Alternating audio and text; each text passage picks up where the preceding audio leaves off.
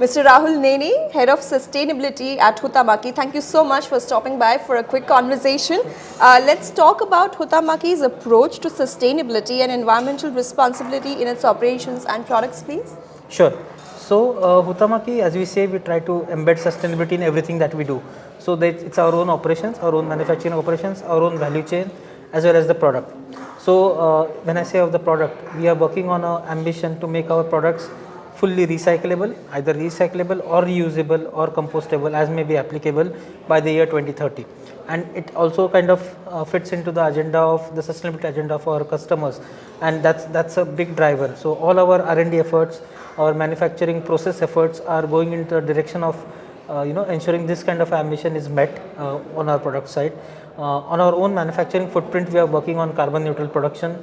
We are working on in terms of ensuring human rights throughout our value chain. We are working on water consumption reduction. We are working on waste reduction and ensuring that waste does not go to landfill.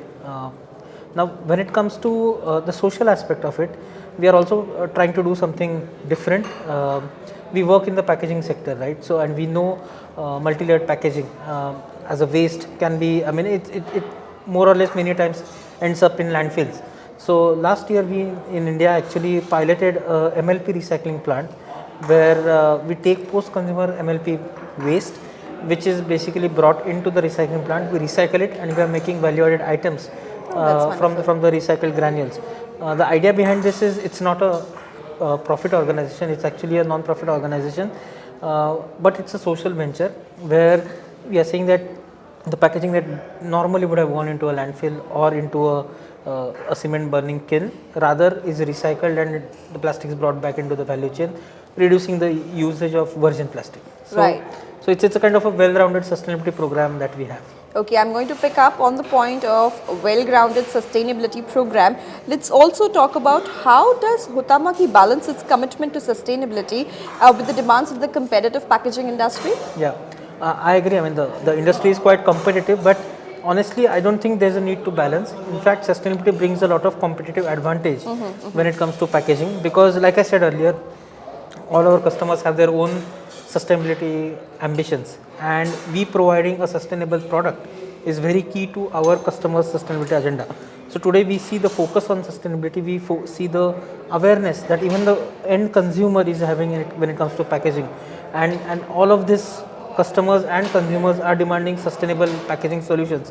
So honestly, we have to deliver that to them, and we see it as a competitive advantage and not something that needs to be balanced in this market. Let's also talk about the specific initiatives and strategies that your company has in place to achieve the goal of being the premier choice for sustainable packaging solutions. Yeah, so again, something that I said earlier, our ambition is to have 100% of our products which are either recyclable, reusable or compostable as may be applicable, and we have been kind of doing a lot of R&D work, a lot of product innovation work that has been focused towards achieving this, and this can also be seen from some of the awards that our company has achieved. So right now in terms of the packaging awards that were done by Dow Jones, some of our SKUs that we came out in terms of being recyclable have won. We had a global kind of a recognition that came to certain packaging solutions that we did for Nespresso, for that matter.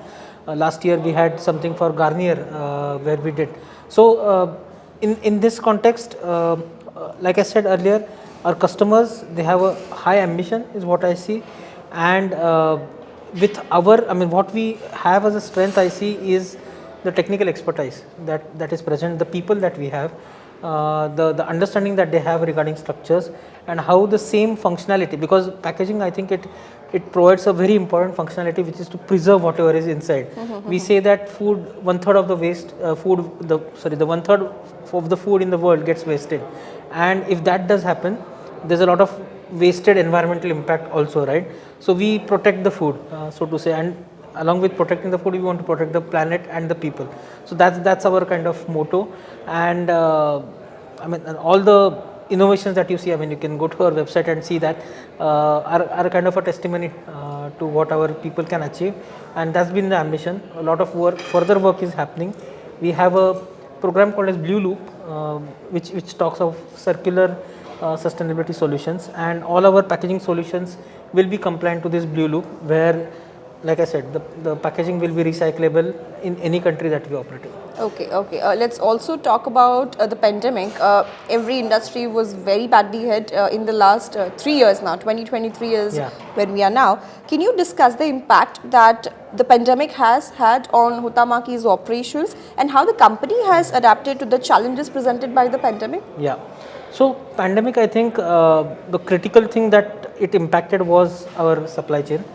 There was a major, so packaging as a sector was one of the essential services because we were also catering to pharma, we were also catering to say vaccines, etc. So we had to continue our operations in spite of all the challenges, in spite of the risk.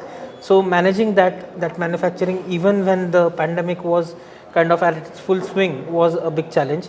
Like I said, in terms of the supply chain, there were supply chain disruptions. There not just the pandemic, but also the other geopolitical impacts that are happening. As a result of which, the raw material prices have gone up. There's the assurity in terms of the supply has kind of gone down. So with this, the company had to kind of handle it with better inventory management, better forecasting, and all these factors need to be brought into kind of better associations with our suppliers, so as to not have any disruptions in our manufacturing process. But at the same time, what we see is the packaging sector as a whole is growing very fast. I think it's at a CAGR of 20% plus.